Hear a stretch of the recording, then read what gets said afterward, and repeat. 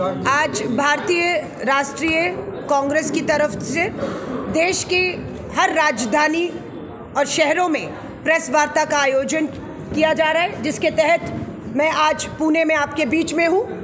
10 साल अन्याय काल हमने एक पुस्तिका जारी की है। इस पुस्तिका में देश का जवान हो, सरहद पे खड़ा हमारा किसान हो, हमारी बहनें हो, बेरोजगारी हो, महंगाई हो, इन सब मुद्दों पर आज हम प्रेस वार्ता और ये पुस्तिका जारी कर रहे हैं, इस चुनौती के साथ कि भाजपा सरकार भी अपने 10 साल के अन्याय काल पर पुस्तिका रिपोर्ट देश की जनता के सामने रखे।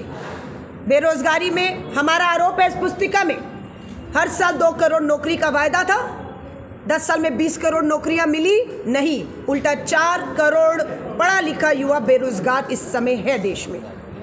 हम सवाल करते हैं, किसान की आय दुगनी होनी थी, एमएसपी पे कानून आना था, क्या आय दुगनी हो गई? नहीं। सच्चाई है कि प्रति किसान प्रतिदिन आय 26 रुपया है। एमएसपी पे कानून नहीं है, किसान कर्ज में है, आत्महत्याएं करने पर मजबूर है। हमारा आरोप है, बेटी बचाओ का नारा देने वाले बेटियां सुरक्षित हो गई। हमारा आरोप है आप पे इस पुस्तिका में कि बेटियों के साथ अपराध बढ़े हैं और अपराध करने वाला सत्ता में भागीदारी है। ब्रजभूषण शरण है, संदीप सिंह है, कुलदीप सिंह सेंगर है, चिन्मय आनंद है, राम दुलारे भाजपा के विधायक, भाजपा के सांसद, भाजपा के मंत्री यौन उत्पीड़न के गंभीर आरोपों में शामिल हैं और उन्हें बचाने का काम देश की सरकार, प्रधानमंत्री जी आप कर रहे हैं। ये हमारा आरोप है। अग्निपथ भर्ती योजना लाकर सेना को कमजोर करने का काम आपने किया, ये हमारा आरोप है भाजपा पर। हम सरकार में आएंगे, हम अग्निपथ भर्ती योजना को रद्द करके सेना की पक्की भर्तियों को बहाल करने जा रहे हैं। हम सत्ता में आते ही किसानों को न्यूनतम समर्थन मूल्य कानून देने जा रहे हैं। हम सत्ता में आते ही युवाओं को रोजगार की बात कर रहे हैं। हम महंगाई पर जो 410 रुपए का सिलेंडर 2014 में कांग्रेस के शासनकाल में था, हम उसे 500 से ऊपर नहीं जाने देंगे। पेट्रोल डीजल की कीमतें हम कम करने की बात कर रहे हैं। हम भागीदारी न्याय के तहत जातीय जनगणना कराने की बात कर रहे हैं कि जातीय जनगणना होगी, जिसकी इस देश में जितनी आबादी है, सरकारी नौकरी हो या कहीं भी, उसको उतना हक और अधिकार देने का हमारा वायदा है। 33% महिला आरक्षण कानून एक जुमला और एक धोखा साबित हो रहा है। कानून आ गया, लेकिन अगर लागू हो जाता इन 24 के चुनावों में तो 180 बहनें इन्हीं 24 के चुनाव में लोकसभा का चुनाव लड़ती और संसद पहुंच के देश के विकास में भागीदारी बनती, पर वैसा हो नहीं रहा। ये अन्याय है, ये धोखा है। हम सरकार में आते ही 33% आरक्षण कानून लागू करने जा रहे हैं और सबसे पहला राज्य कौन सा होगा?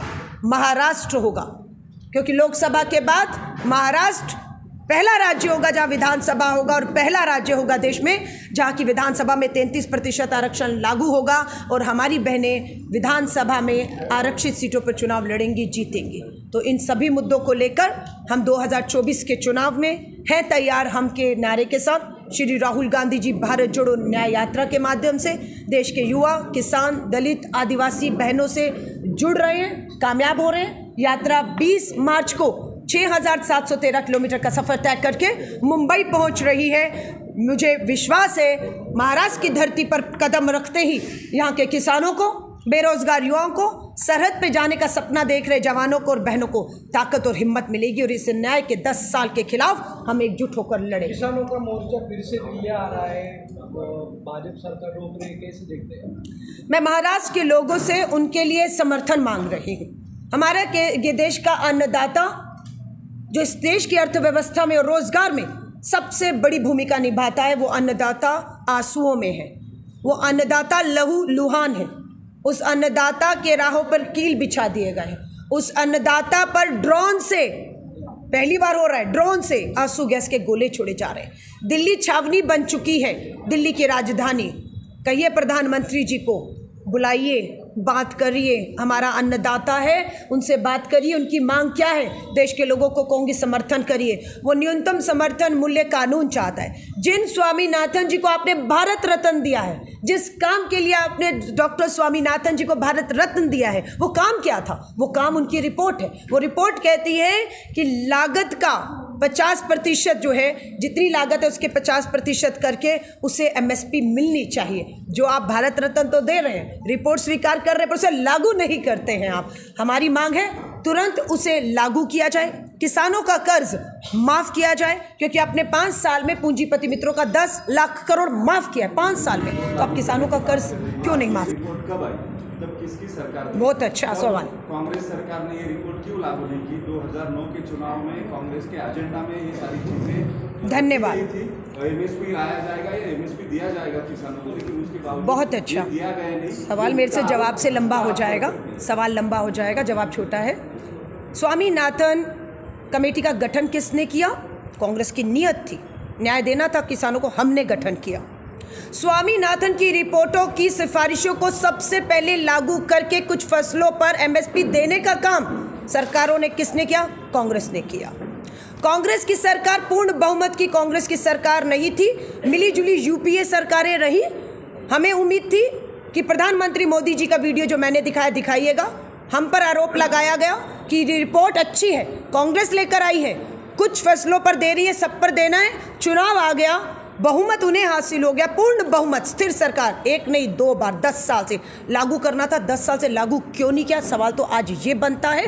हम सत्ता से बाहर हो गए, हम सत्ता से बाहर हो गए। जो स्वामीनाथन रिपोर्ट जिन्होंने बनाई, पेश की, लागू करना शुरू कर दिया था, लेकिन हम बाहर हो गए सत्ता से। जो सत्ता में आए वो 10 साल से धोखा कर रहे हैं किसान से। हमने कभी भी किसानों पर लाठीचार्ज, आंसू गोले या हमारे शासनकाल में इस तरह का आंदोलन दूसरी बार होते हुए इतिहास उठाइएगा, कभी दिखाइएगा, क्योंकि किसानों को था कि कांग्रेस हमें निरंतर न्याय दे रही है, न्याय की तरफ बढ़ रही है, लेकिन बदलाव हो गया सत्ता का, धोखा खा गया हमारा किसान जवान।